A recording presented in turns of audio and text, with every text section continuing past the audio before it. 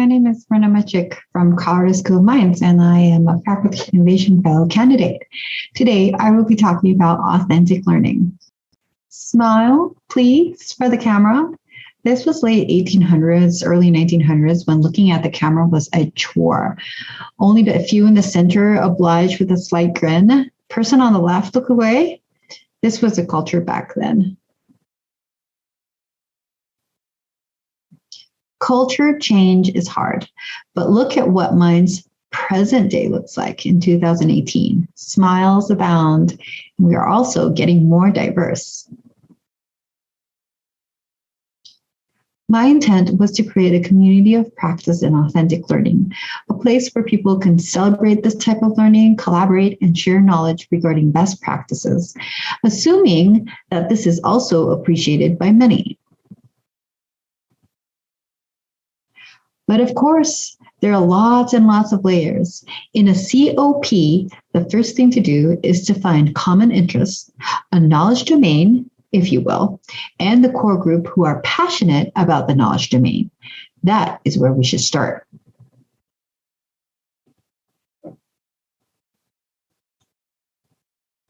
As it turns out, there are many people that have the interests. There are also entities like our Trefny Innovative Instruction Center who have a related agenda on authentic assessment.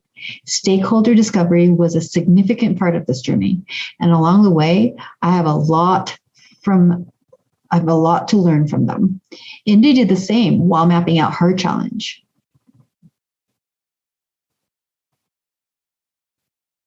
Let's have a conversation, an unheard one. What does that even mean, you say? I attempted one unheard conversation about authentic learning in the end of the year one of my project, and it was great. Now, Adam did the same thing when starting out with his project on gaining interest in renewable energy on campus. It matters what other people think. Listen to it.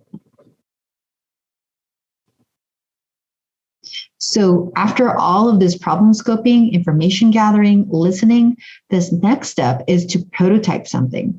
What would that look like? Immediately, I turned to my dear friends and colleagues and asked them, what would make sense? Currently, I have created a collaboration site through Teams, and in the meantime, I've enlisted channels in the site that came out of our conversations. It's good to have these friends to turn to, a wall of friends.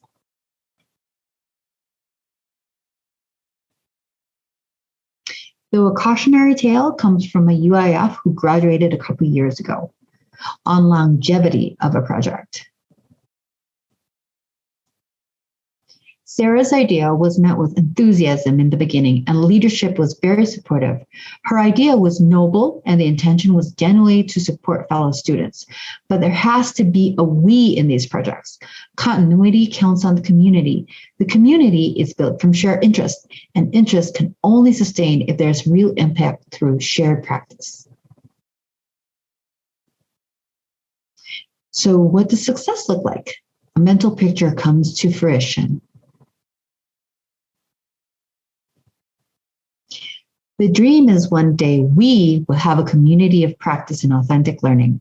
Though iterations of defining what this means, the core group will expand to the outer rings of people who care about this type of learning in which everyone in the community can benefit from its existence.